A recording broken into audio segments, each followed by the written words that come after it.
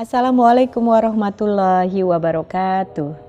Pemirsa Duta TV, Ayah Bunda, semoga kita senantiasa dalam semangat untuk melaksanakan berbagai amal kebaikan ya, memupuk iman dan Islam kita.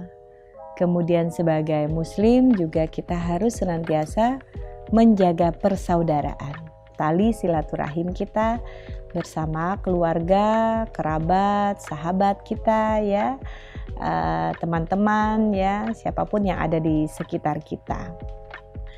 Ayah Bunda, dalam perjalanan kehidupan baginda Rasulullah dari Mekah, kemudian beliau berhijrah ke Madinah ya. Madinah disebut juga dengan kota Yatsrib ya dulu. Dia terletak 400 km sebelah utara Mekah. Nah, Ayah Bunda, kita perlu nih mengajak anak-anak kita untuk mengenal sejarah kehidupan baginda Rasulullah. Salah satunya ketika baginda Rasulullah memutuskan untuk berhijrah bersama para sahabat beliau ya.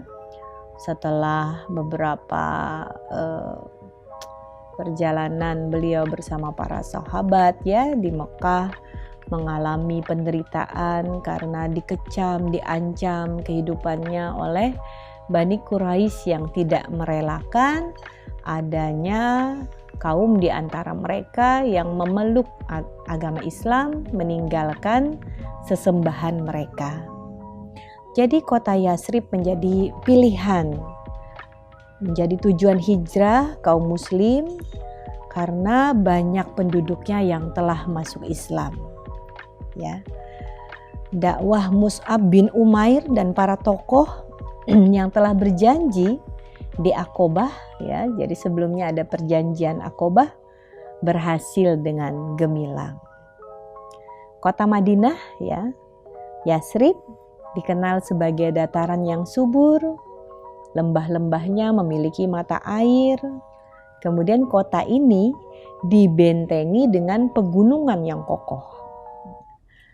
Di sana juga banyak perkebunan kurma. Nah, kalau ayah bunda, keluarga-keluarga semua yang pernah melaksanakan ibadah umroh ya, berziarah ke Mekah dan Madinah, tentu mengetahui di Madinah ini dikenal dengan kurmanya ya, karena memang di sana terdapat banyak perkebunan kurma.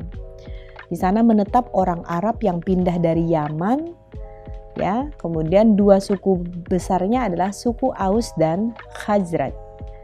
Di sana juga terdapat beberapa kabilah Yahudi. Orang Yahudi banyak memperkenalkan teknologi perkebunan, terutama yaitu Bani Nadir dan Bani Quraisyah. Nah, itu gambaran tentang Yatsrib pada waktu itu atau kota Madinah. Suku Aus tinggal di dataran yang tinggi di bagian selatan dan timur. Kemudian suku Khazraj yang tadi disebut ya, dua suku yang besar di Madinah tinggal di pusat kota, itu suku Khazraj ya, di dataran rendah di sebelah utara Yatsrib. Jadi di sisi yang berbeda dengan suku Aus ya. Sebelum Islam datang, suku Aus dan suku Khazraj ini sering berperang ya. Peperangan pecah karena adu domba oleh orang Yahudi ya. Selama 6 dekade perang terjadi beberapa kali, dan peperangan terakhir ya sebelum hijrahnya baginda Rasulullah bersama kaum muslimin adalah perang Bu'ats ya, yang terjadi sebelum Rasulullah Shallallahu Alaihi Wasallam datang. Nah, kedua suku tadi tentu saja mengalami kerugian karena peperangan. Lalu mereka berusaha melakukan perdamaian dan mencari orang yang sanggup menyatukan mereka, dan itulah Islam ya. Jadi akhirnya mereka bersatu, dan mereka ini ya disebut sebagai kaum Ansar. Jadi suku-suku yang ada di kota Yatsrib yang kemudian masuk ke dalam Islam, mereka disebut sebagai kaum Ansar ya. Sedangkan para sahabat kaum muslimin yang dari Mekah disebut dengan Muhajirin. Nah, untuk menyatukan kaum muslim yang beragam, Rasulullah melakukan berbagai hal. yaitu yang pertama yang dilakukan Rasulullah adalah mendirikan Masjid Nabawi. Nah, ini adalah masjid yang kita rindukan juga ya untuk bisa berkunjung ke sana. Nah, di Masjid Nabawi menjadi pusat berbagai aktivitas. Disinilah kemudian Rasulullah membina para sahabat menjadi generasi yang terbaik. Selanjutnya Rasulullah mengumpulkan para sahabat di rumah Anas bin Malik. 90 orang sahabat Muhajirin dan Ansor bertemu. Nah, lalu Rasulullah mempererat hubungan silaturahim di antara mereka. Kaum Ansor dan Muhajirin dipersaudarakan. Prinsip persaudaraan ini adalah tolong menolong dan sampai dengan memberikan hak waris. Masya Allah ya, jadi dipersaudarakan oleh baginda Rasulullah tidak hanya tolong menolong dalam jangka pendek ya istilahnya, tetapi bahkan sampai memberikan hak waris. Ketentuan hak waris ini berlaku hingga perang Badar, lalu Allah Subhanahu wa taala menghapusnya dengan menurunkan surah Al-Anfal ayat 75. Jadi ini kemudian harus kita pahami bagaimana aturan yang berkaitan dengan waris mewaris ya. Walaupun di dalam sejarah kehidupan baginda Rasulullah, sejarah umat Islam pernah terjadi sampai ya usaha Rasulullah untuk mempersaudarakan kaum Ansor dan Muhajirin hingga urusan hak waris, lalu kemudian diluruskan ya. Setiap panen kaum Ansor memberikan setengah hasilnya kepada kaum Muhajirin. Bahkan kaum Ansor melebihkan takaran untuk kaum Muhajirin. Masya Allah, ini gambaran persaudaraan yang luar biasa, mendahulukan saudaranya ya. Jadi kalau ukhuwah itu ada tingkatan-tingkatannya ya.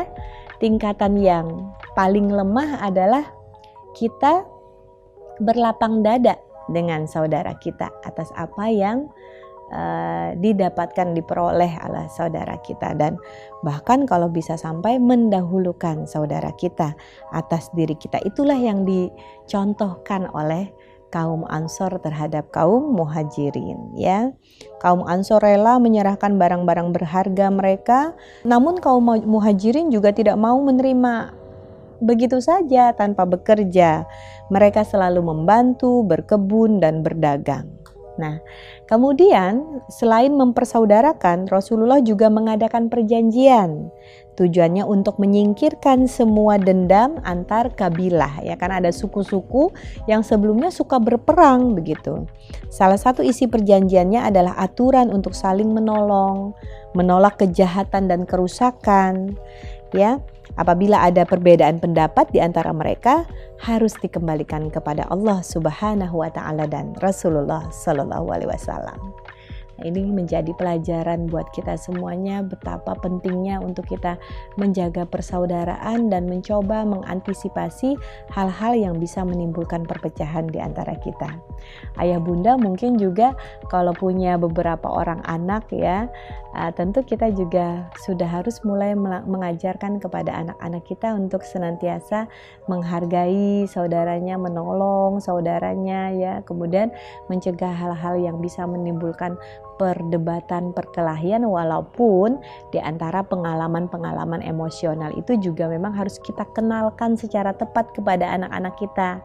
Ketika dia merasa kecewa, kita mencoba untuk menanyakan kepada anak kita, kamu merasa tidak enak ya, kamu kecewa ya, kamu sedih. Nah, itu akan mengajarkan berbagai emosi kepada anak kita, dan anak kita akan bisa merespon dengan tepat sehingga dia bawa di usia dewasa kelak ya. Jadi ini beberapa hal juga yang berkaitan dengan upaya mencegah perkelahian. Tapi jangan salah juga kalau misalkan kita memaksakan ya kepada anak, misalkan dia sedang berebut mainan ya. Kalau anak-anak kita kan ada tahapan yang mereka tidak mau meminjamkan mainannya. Kita memang harus mengajarkan juga tentang hak pilih kepada anak kita. Nah, kalau kita bersikap tidak tepat, nanti anak kita mungkin tidak mengenal untuk menjaga barang-barang milik pribadi ya. Kemudian satu sisi juga harus mau berbagi dengan orang lain. Tapi semuanya tentu ada tahapannya ya Ayah Bunda ya. Mudah-mudahan kita semuanya bisa dimudahkan untuk mengenalkan hal-hal baik tentang persaudaraan. Kemudian mengenalkan berbagai emosi kepada anak-anak kita dan bagaimana kita memberi ruang untuk anak kita meluapkan emosinya, tetapi kemudian juga diajarkan untuk bersabar dan bisa mengendalikan emosinya, lalu sampai dengan tahap bagaimana berbagi dengan orang lain. Itulah di antara pelajaran dari sejarah kehidupan baginda Rasulullah ketika beliau berhijrah bersama kaum muslimin dari Mekah ke Madinah. Lalu ada gambaran episode persaudaraan yang luar biasa di antara kaum Ansor dan Muhajirin yang mudah-mudahan bisa menjadi teladan untuk kita semuanya. Disebutkan di dalam Quran surah At-Taubah ayat 100 yang artinya, dan orang-orang yang terdahulu lagi yang pertama-tama masuk Islam di antara orang-orang Muhajirin dan Ansor dan orang-orang yang mengikuti mereka dengan baik, Allah ridho kepada mereka dan mereka pun ridho kepada Allah. Allah menyediakan bagi mereka surga-surga yang mengalir di bawahnya sungai-sungai. Mereka kekal di dalamnya selama-lamanya. Itulah kemenangan yang agung. Mudah-mudahan kita juga semuanya akan bisa meraih kemenangan yang sesungguhnya dari sisi Allah Subhanahu wa Ta'ala. Ketika kita senantiasa menjaga persaudaraan, dan tentu saja itu harus kita mulai tanamkan juga di dalam keluarga kita, agar anak-anak kita kemudian kelak menjadi pribadi-pribadi dewasa yang bertanggung jawab, yang pandai menghargai orang lain, menjaga hubungan persaudaraan, tali kasih sayang di antara keluarga, kerabat, kemudian orang-orang di sekitarnya dengan baik. Terima kasih atas segala perhatiannya Ayah Bunda. Selamat menunaikan ibadah puasa dan bersama-sama keluarga meningkatkan amal kebaikan di bulan yang penuh keberkahan ini. Assalamualaikum warahmatullahi wabarakatuh.